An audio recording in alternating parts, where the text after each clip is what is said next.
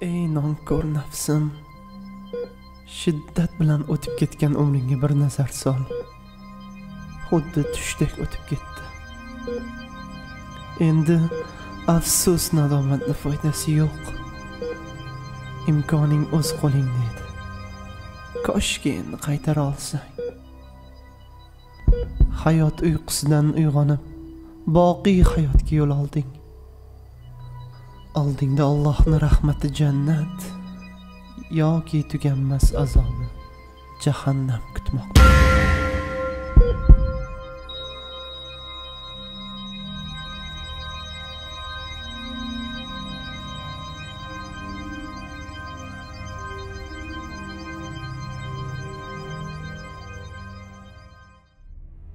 O'lim hech kimsa inkor eta olmaydigan haqiqatdir.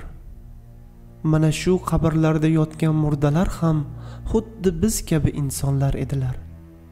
Ular ham biz kabi hayotlarini uzun deb o'ylar, o'lim esa har bir soniyada kelib qolishidan g'aflatda edilar.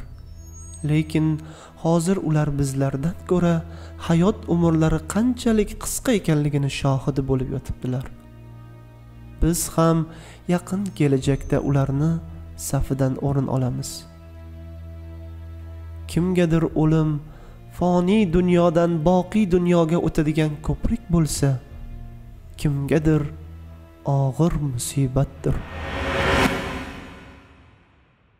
Qul innal mawta alladhi tafirruna minhu fa innahu mulaqikum ثم تردون إلى عالم الغيب والشهادة فينبئكم بما كنتم تعملون. Dunyoga mukkasidan ketgan, uni aldovlarga ishonib, shahvatlar og'ushida qolgan kimsani qalbi shubhasiz o'limni eslash amalidan g'ofil, bu ne'matdan bebahradir. Bunday odam o'limni esga olishni yoqtirmaydi, undan qochadi. Rasululloh sallallohu alayhi va sallam masjidga chiqayotib, suhbatlashib, kulishib o'tirgan odamlarni ko'rib dedilar: O'limni eslanglar.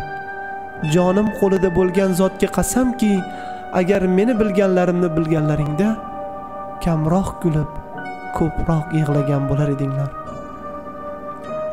Alloh taolo insonni ogohlantirar ekan, unga bu dunyo oxiratdan voz kechishiga arzimasligini, chunki uni noz-ne'matlari oz, baxti qisqa, oxirat esa doimiy qarorgoh va haqiqiy hayot maskani ekanligini ta'kidlaydi.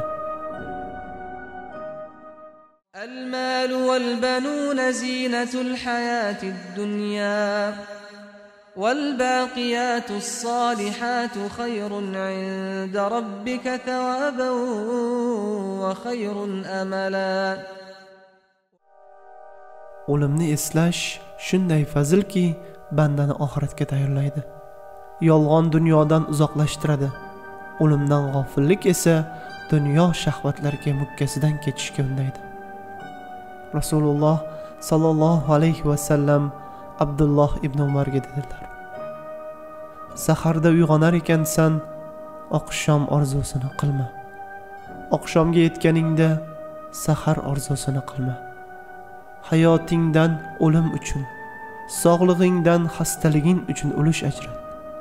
Chunki ey Abdulloh, ertaga qanday nom olishingni bilmaysan. Albatta, har qanday safar oldidan yo'l ozg'asi hozirlanadi. Bas, dunyodan oxirat sari bo'ladigan safarimiz uchun taqvo ozg'asini hozirlamog'imiz kerak.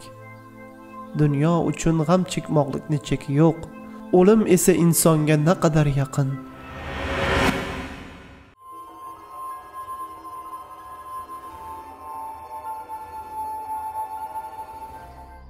Baro ibn Ozib rivoyat qiladilar: Baqiyul Farqot mozoridagi bir janoza marosimida edik. Oldimizga payg'ambar alayhissalom kelib o'tirdilar. Biz ham cho'kkalab, xuddi boshiga qo'ngan qushni cho'chitib yubormaslik uchun qimir etmagan kishiga o'xshab ehtirom bilan Rasulullohning atrofida o'tirardik. Rasululloh Allohdan qabr azobidan panoh berishini so'rab iltijo qilurman deya 3 bora aytdilar. So'ng shunday deb davom etdilar. Solih banda oxirat sari ravona bo'lib bu dunyodan uzilar chog'ida uning huzuriga osmondan yuzlari quyoshdek charog'on farishtalar nozil bo'ladilar va ko'z qiri tushadigan yerga borib o'tiradilar. Ko'p o'tmay o'lim farishtasi hozir bo'ladi. Uni bosh tomoniga o'tirib, "Ey pokizajon, qani chiqa qol. Seni Allohning mag'firati va rizosi kutmoqda" deydi. Shunda meshdan bir tomchi suv qanday sizib chiqsa, jon ham shunday osonlik bilan tanadan chiqadi. So'ng qolgan farishtalar jonni uni qo'lidan oladilar-da, kafanga o'rab yaxshilab xanut suradilar. Undan yer yuzida bo'lgan eng xushbo'y mushkni hidi taralib turadi. Keyin jonni olib tepaga ko'tariladilar. Yo'lda biror farishta jamoasi uchrab qolgudek bo'lsa, albatta, "Voy, bu pokiza ruh kim ekan ha?" deyishadi. Ular esa "Bu falonchini o'g'li falonchi" deb dunyoda nomlangan eng chiroyli ismlarini aytib tanishtiradilar. Shu zaylda samoyi dunyoni eshigiga yetib kelishadi va kirishga izn so'rashadi. Eshik ochiladi va har bir osmonni muqarrab farishtalari uni o'zlaridan keyingi osmongacha kuzatib qo'yadilar. Ular shu zaylda eng yuqori osmonga yetib keladilar.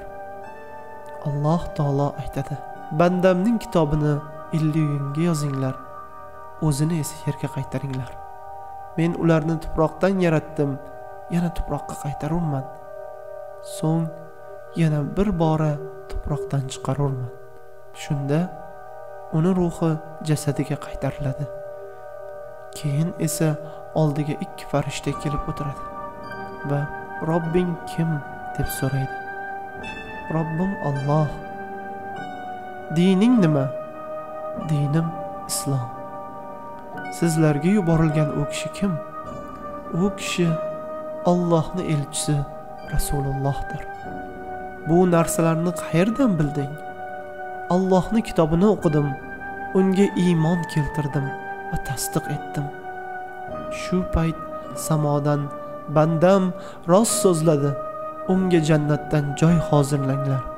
Yotgan joyda unga jannatdan darcha ochib qo'yinglar" degan nido keladi. Keyin haligi darchadan jannatning xushbo'y safosi esib turadi. Qabri ham ko'z ilg'ay oladigan yergacha kengaytirib qo'yiladi. Oldiga xushsurat chiroyli kiyingan bir yigit yoqimli hid taratib keladi va unga aytadi: "Senga xush xabar keltirdim. Xursand bo'laver. Senga va'da etgan kun mana shudir." Jon bo'lsa, "O'zing kimsan?" deydi. "Men seni solih amaling bo'laman. Ey Robbim, tezroq qiyomatingni qoyim qila qol. Meni oilam va mol davlatim, ya'ni jannat oldiga qaytar" deydi solih banda. Payg'ambarimiz yana so'zlarida davom etdilar: